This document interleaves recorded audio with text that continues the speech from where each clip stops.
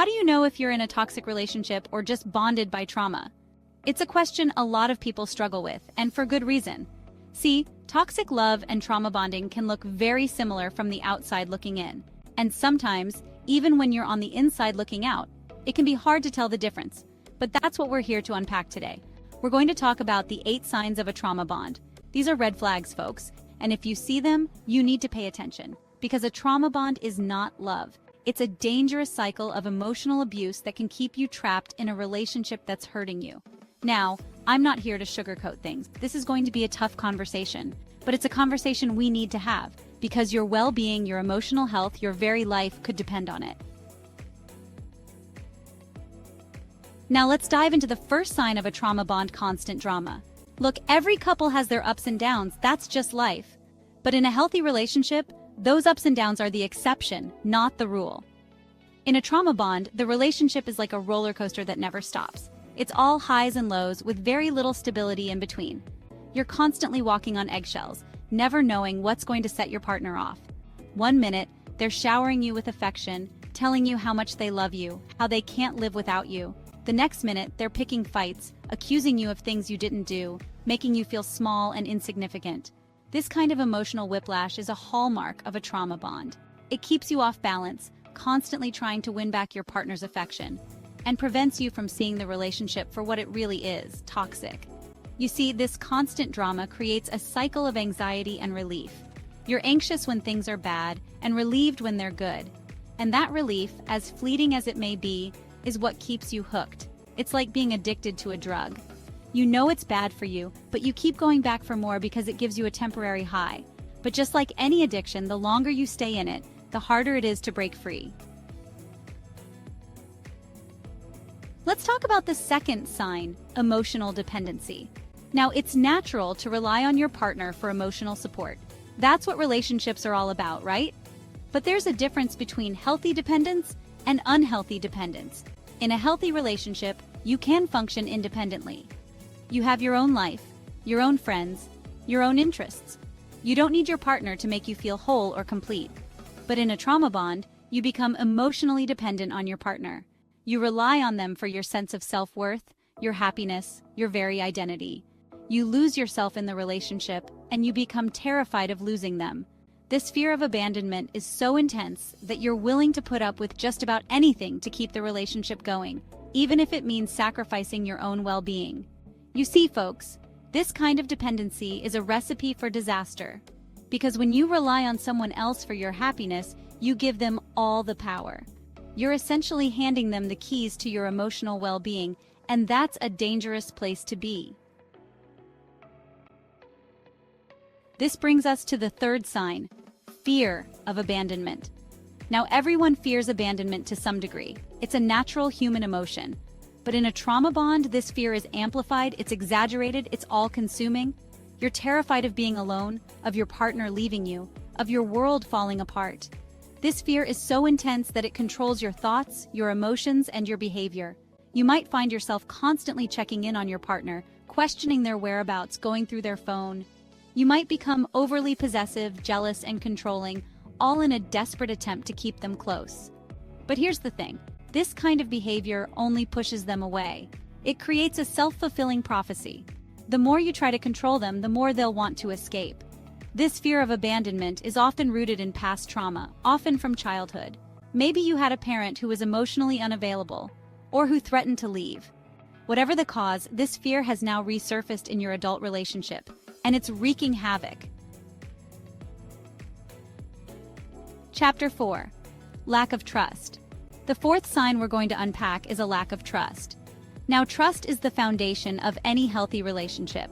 Without it, the relationship is built on shaky ground, and it's only a matter of time before it collapses. In a trauma bond, trust is in short supply. You might find yourself constantly questioning your partner's motives, doubting their words, and suspecting them of the worst. This lack of trust can stem from your partner's past behavior. Maybe they've lied to you, cheated on you, or betrayed you in some other way. Or it could be a projection of your own insecurities and past hurts. Whatever the reason, this lack of trust creates an atmosphere of suspicion, paranoia, and resentment. It prevents you from feeling safe and secure in the relationship, and it makes it impossible to build a genuine connection.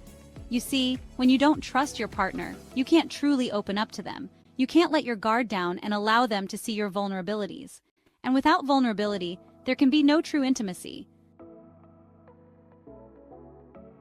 Chapter 5. Repeated breakups. Let's move on to the fifth sign, repeated breakups.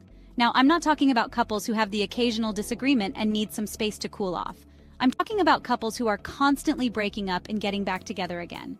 It's like a revolving door of drama, reconciliation, and repeat. This on-again, off-again pattern is a classic sign of a trauma bond. The breakups are usually dramatic and intense, filled with anger, accusations, and threats. But then, just when you think it's really over, one of you comes crawling back, promising that things will be different this time. And for a little while, they might be. The honeymoon phase returns, and you convince yourself that you've finally worked things out. But it's only a matter of time before the cycle starts all over again.